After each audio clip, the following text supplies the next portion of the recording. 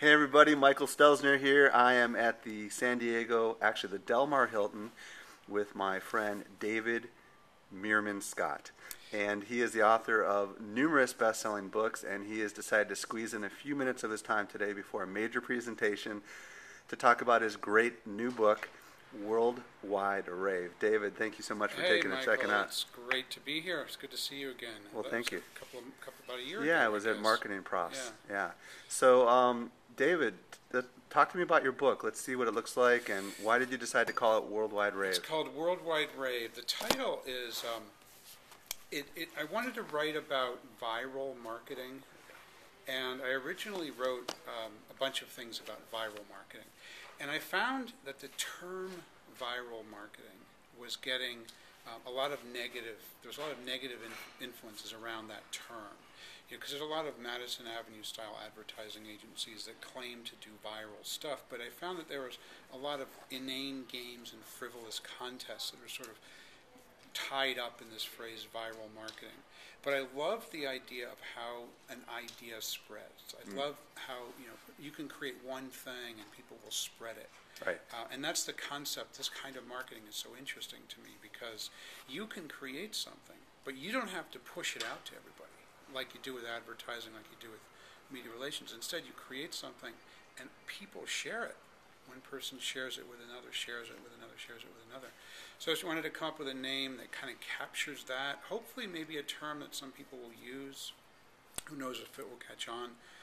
And after something like at least 100 potential titles for the book. Wow. We came up with Worldwide Rave. What were some of the rejects, if you don't mind me asking? I love the term rave. Okay. Rave is wonderful. So we had a lot of things that try to incorporate rave into it, like thinking about things in nature, right, like seismic rave and tidal rave, and just things that we could play off that word. But right. Worldwide Rave came because, of course, the World Wide Web was how I came up with that. But also it's something that has the potential to spread worldwide. I don't know if you can see, I'm holding this up. This is a hardcover book with no dust jacket. Huh. It's like a retro textbook style. Yeah, that's pretty unique. And then unique. on the inside is two color.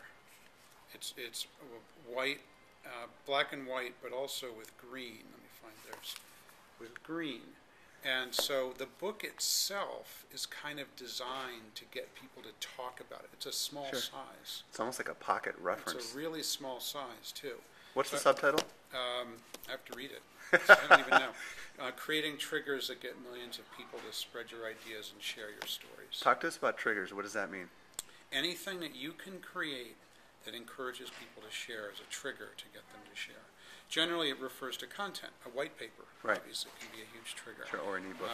Or an ebook, right, or a video, YouTube video, or some kind of video. It can be a blog post. It can be right, a photograph. Right. It can be a chart or a graph. It can be an interactive tool.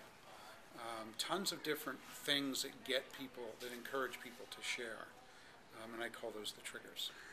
David, you are a genius when it comes to all sorts of things, but one thing genius.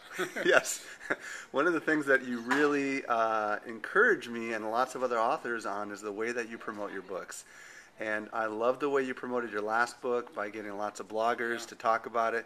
Talk to us about the unique thing that you did this time to promote Worldwide Rave. So with the New Rules of Marketing and PR, the other book, I included 163 bloggers in the acknowledgments, and you were one of them. Right. And the purpose of doing something like that is to get people to share. Right.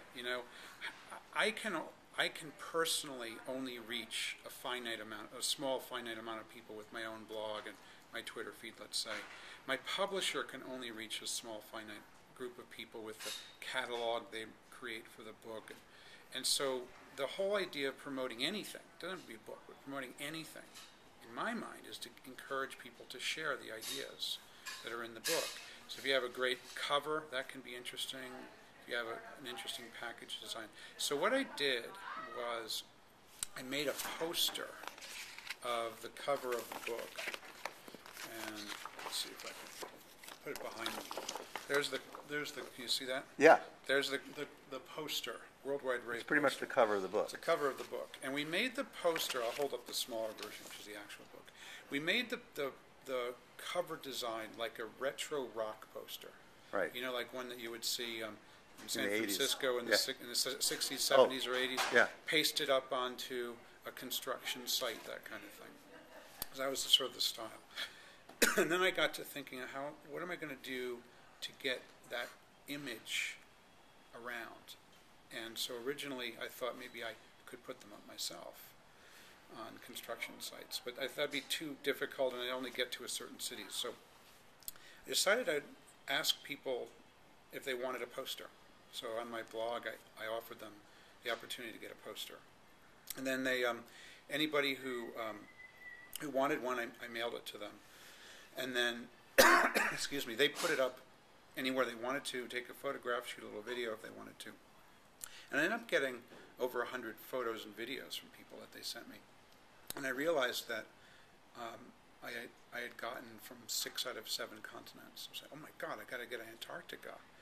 So I sent out an update on Twitter, and I sent out an update on Twitter and said, hey, anybody in Antarctica? Anyone know anyone in Antarctica? Yeah. And, you know, in one of those typical power of Twitter stories, yeah. within 5 minutes, I was connected to somebody in Antarctica. I sent a poster via the U.S. Air Force through New Zealand to Antarctica, and got a photograph of the poster sitting in Antarctica.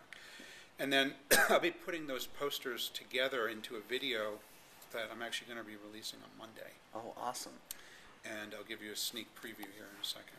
What's really cool, David, about what you did is that you have a special blog for the book, and you had people basically all over the world posting, you know, their pictures on there with their stories, and it just created a wow factor. And I think you essentially did what your book is probably preaching.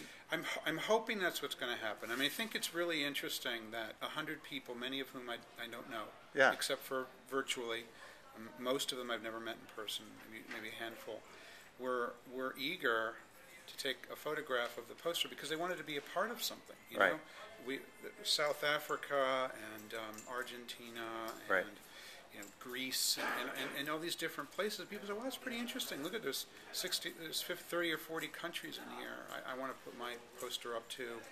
I want to put the poster up too and be a part of this thing. It's an amazing social proof concept, I think. But that's what the book's about, and that's the idea. Here is if you want to market a product or a service, you know, there's a lot of ways to do that. You can hire a team of direct sales force and knock on doors and do cold calls.